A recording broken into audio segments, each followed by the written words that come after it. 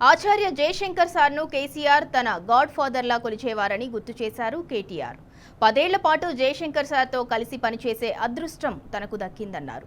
ఉద్యమంలో ఉండే అనేక కోణాలను సార్ తనకు విడమరిచి చెప్పేవారని యాది చేసుకున్నారు కేటీఆర్. ఎట్లా అయితే ఇవాళ మనందరం కూడా కేసీఆర్ గారిని ఎంత గొప్పగా అయితే తెలంగాణ సాధించిన ఒక జాతిపితగా మనందరం ఎట్లయితే భావిస్తామో, కేసీఆర్ ఫాదర్ ఆఫ్ తెలంగాణ అని ఎట్లయితే భావిస్తామో, ఒక మాటలో చెప్పాలంటే కేసీఆర్ గారు ఆనాడు తనకు గాడ్ ఫాదర్గా చూసుకున్నది, కొలుచుకున్నది ఎవరిని అంటే పెద్దలు ప్రొఫెసర్ ఆచార్య కొత్తపల్లి జయశంకర్ గారు. నేను ఒక 10 సంవత్సరాల పాటు, నా అదృష్టం ఒక 10 సంవత్సరాల పాటు జయశంకర్ సార్తో పాటు అభిప్రాయాలు పంచుకునేదానికి కానీ, వారి నుంచి విషయాలు తెలుసుకునేదానికి కానీ నాకు కూడా అదృష్టం కలిగింది. నిజంగా ఆయన ఎంత గొప్పవాడంటే ఆయన ఒక ఎన్సైక్లోపీడియా. ఎప్పుడు ఏ రోజు ఏ సెకండ్లో మనకి ఏ అనుమానం వచ్చినా, ఏ సందేహం వచ్చినా సార్కు ఫోన్ చేస్తే ఆన్సర్ వెంటనే దొరికేది. ఫలానాది ఆయనకు తెలియదు, ఫలానా విషయం వారికి తెలియదు అనే పరిస్థితి లేదు. అంటే ప్రపంచ విషయాలు కానీ, భారతదేశానికి సంబంధించిన విషయాలు కానీ, ఉమ్మడి ఆంధ్రప్రదేశ్, తెలంగాణకు జరిగిన వివక్ష, అన్యాయం, ఏ రంగం తీసుకున్నా జయశంకర్ సార్కు తెలియని సబ్జెక్ట్ అంటూ ఉండకపోయేది. అంతలాగా ఆయన అధ్యయనం చేసేది, అంత చదివేది, అంత అర్థం చేసుకునేది, అవగాహన పెంచుకొని ఇతరుల జ్ఞానాన్ని పంచే ప్రయత్నం చేసేది. ఒక్క మాట నాకు బాగా గుర్తున్న మాట.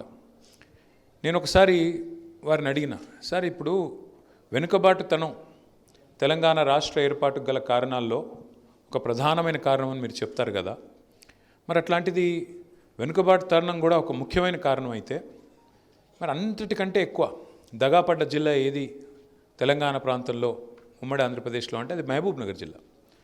అతిపెద్ద జిల్లా, అతి ఎక్కువ దగాపడ్డ జిల్లా పాలమూరు జిల్లా. మరి అలాంటి మహబూబ్ నగర్లో ఉద్యమం చాలా ఉచ్చ స్థాయిలో, పై స్థాయిలో, పతాక స్థాయిలో ఉండాలి కదా. అప్పుడు నేను చెప్పేది 2005, 6, 4 ఆ ప్రాంతంలో. మరి ఎందుకు మనం 6 సీట్లలో పోటీ చేస్తే ఒకటే గెలిచినాము, ఎందుకు పోయినాయి సార్ అని 2004లో వారిని అడిగిన. నేను అడిగితే వారు ఒక గొప్ప మాట చెప్పినారు, నాకు ఇంకా ఈరోజు కూడా గుర్తుంది. వారు ఏమన్నారంటే, నన్ను రాము అని పిలిచేది.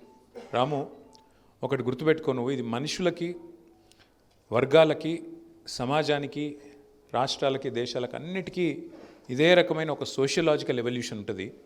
ప్రతి మనిషి సహజ సిద్ధంగా కోరుకునేది ఏంటి అంటే మొదలు సెల్ఫ్ సఫిషియన్సీ, అంటే స్వయం సమృద్ధి సాధించడం. సాయంత్రం నాకు ఎక్కడి నుంచి తెచ్చుకోవాలి, నా భార్య పిల్లలకు తిండి ఎడికెళ్ళి పెట్టాలి, నేను ఎట్లా బతకాలి, మొదలు ఆలోచించేది ఎవరైనా గది. ఏం ఉద్యోగం చేయాలి, ఏం చేయాలి, ఎట్లా తనలాడాలి, ఇంటోళ్ళని ఎట్లా కాపాడుకోవాలి, నేను నా కుటుంబాన్ని ఎట్లా పోషించుకోవాలి. ఫస్ట్ సెల్ఫ్ సఫిషియన్సీ అనేది ఇంపార్టెంట్.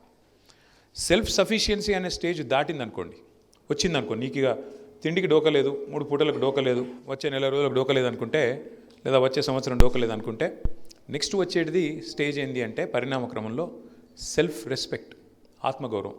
అరే నన్ను మనిషి తిరిగిన చూస్తలేరు, ఏం సంగతి, నేను గల్లబడతలేనా, నేను గాన రాకుండా ఉన్నానా అని చెప్పి సెల్ఫ్ రెస్పెక్ట్ గురించి ఆరాటం పెరుగుతుంది. 3వ దశ ఏంటి అంటే ఆ సెల్ఫ్ రెస్పెక్ట్ అనేది కూడా వచ్చిందనుకో, 3వ దశ సెల్ఫ్ రూల్, స్వయం పాలన. మా రాష్ట్రాన్ని మేము పరిపాలించుకోలేమా, మా ప్రాంతాన్ని మేము పరిపాలించుకోలేమా, మాకేం తెలివి తక్కువ ఉందా, వనరులు తక్కువ ఉన్నాయా, మాకు లీడర్షిప్ కేపబిలిటీస్ లేవా అనే పరిస్థితి వస్తుంది. ఈ 3 దశల్లో మీరు చెప్పిన కరీంనగర్ కానీ, వరంగల్ కానీ నీళ్లు రావడం వల్ల, గోదావరి నీళ్ళు రావడం వల్ల వాళ్ళు కొంత ముంగటున్నారు, సెల్ఫ్ సఫిషియన్సీ అనే స్టేజ్ దాటినరు. అందుకే సెల్ఫ్ రెస్పెక్ట్ అనే మూమెంట్లో వాళ్ళు ముంగట ఉన్నారు, వాళ్ళు ముందరవాడి కొట్లాడుతున్నారు. కొద్దిగా అక్కడ నీకు ఎక్కువ కనబడుతుంది రెస్పాన్సు. అదే మహబూబ్ నగర్ ఇంకా సెల్ఫ్ సఫిషియన్సీ కోసం తనలాడుతుంది కదా. వలసల జిల్లా కదా రాము, 14 లక్షల మంది వలస పోతారు ప్రతి సంవత్సరం, సీజన్ టు సీజన్ నడుస్తుంది అక్కడ. వాళ్ళకి ఇప్పటికిప్పుడే నువ్వు ఆత్మగౌరవ జెండా ఎత్తు అంటే తిండికి లేకపోయి నేనేడికెళ్ళి చూడాలంటారు. కాబట్టి గట్లున్నది, అర్థం చేసుకో అని చెప్పిండు.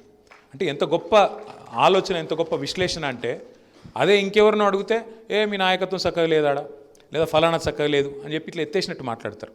కానీ అర్థవంతంగా, అవగాహనతో అర్థమయ్యేటట్టు చెప్పగలగడం అనేది ఒక ఆర్ట్.